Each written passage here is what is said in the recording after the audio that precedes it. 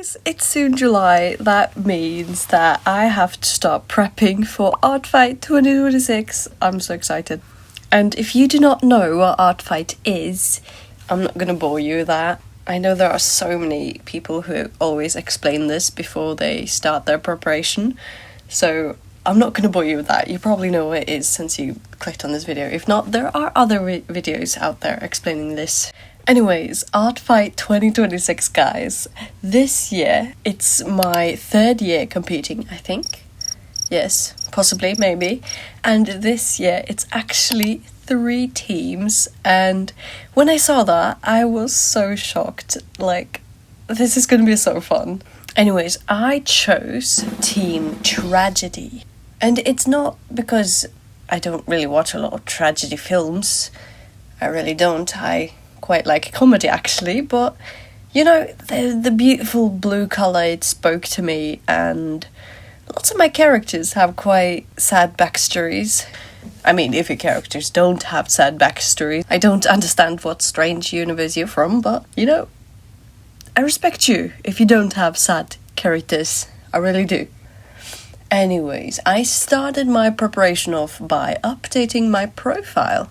Now, I didn't know that I'd be making this video, so I just didn't record, but here's the new profile I've gotten. I used some of the ArtFight assets. I also updated my character permissions to make it more flush with the theme. I think it turned out very good. Now the next thing I did to prepare was to create a little banner thingy, like an overlay to have on top of the drawings I make this year. I tried to make it a bit like in theme with the tragedy, with like a bit of water, maybe suggesting tears, that kind of teal bluish color. Now I didn't create my own one of these the last couple of years, so I think showcasing this one will be very fun. Now this next one is actually the same that you saw in the previous picture. This unicorn was actually just a doodle that I just sketched at school, but I liked his design so much that I decided to create a reference sheet for him. Alright, but I decided to name him Fernando, or Fernando. Fernando. I don't know. But yeah, he lives on a farm, and you know, magic is invisible to most humans, so he was just seen as a regular working horse. And you know, he was helping out at the farm, dragging heavy stuff, and yeah, helping out. And he was treated well, so he really didn't mind doing all that. That was until someone else took over the farm, and this person, he was not kind at all. And Fernando did not like that at all, so he decided to run away. And with good reason too. I really don't judge him. I would probably have done the same. More than that, I haven't really figured out about him. Maybe he meets someone in the forest or something like that. Yeah, I like to just take my time with lore, just let it come whenever I've got that creative spark. That's when I feel I get the best results. Anyways, now I'm finally finished with Fernando's reference sheet. That means that we move on to the next character. Now this next character is pretty interesting because this character actually came in a dream of mine. I really liked his vibe, and he had like, I quite vividly remember he was quite like pale, and he had these bird-like long eyelashes, or like eyeliner going quite like upwards, and I really liked that vibe, so I decided why not try and sketch him out. And I'm very happy I did while I still remembered him, because look at him! Oh my gosh, he's so cool. I absolutely love him. I'm very happy I sketched him out. Now, I didn't have all of him figured out, so like figuring out the outfit and stuff was quite hard. Like I mainly just visualized his face. But I feel like it turned out very good with some inspiration from She-Ra and the Princesses of Power. I think the outfit turned out very, very cool. I haven't quite fleshed out his like background and personality and stuff, but I've got a bit of it written on his ArtFight page. October, he absolutely adores chaos, but don't get him wrong, he's not evil. He carries basic empathy, but you know, he's had a bit of like family trouble, maybe friend trouble. I haven't quite figured that out yet. So he tries not to attach himself too much to people, because he's scared that some people can utilize him. Yay, another person with attachment issues. Yeah, that's pretty much everything I figured out about him.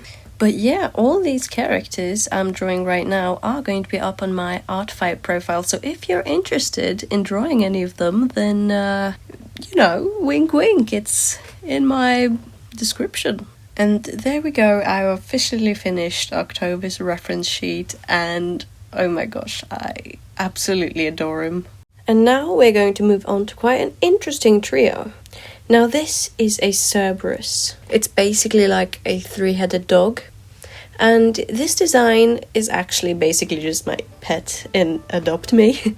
And I thought it was very cute, so I thought, why not draw them? And then suddenly I got a new OC. Now these three, they have quite contrasting personalities. And that is quite possibly the biggest thing that's helped them go through the many dangers of their planet or dimension. I don't know, I haven't quite figured that out yet. Alright, firstly we got the one on the left. His name is Rex. Now, he doesn't think a lot about consequences and just wants to get things done quickly. He's very brave and has quite a tough outer shell. But once you get to know him, he usually opens a bit more up. He's much more kind and thoughtful than he may seem at first. And then we got May on the left. She's very much the opposite. She's very cautious and she may need some persuasion before going on new adventures or doing scary stuff. But her cautiousness isn't always all bad, because she's often stopped the trio from bumping into unnecessary trouble.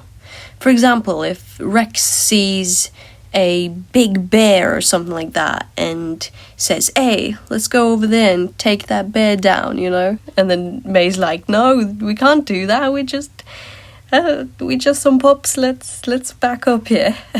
And then Pi is usually like, she's like a great balance between the two. She's very optimistic and adventurous, but she sees the best in people and she's usually the tiebreaker. So there's a wee bit more about them on their ArtFight profile. Don't get me wrong, there's not a lot because I just created them.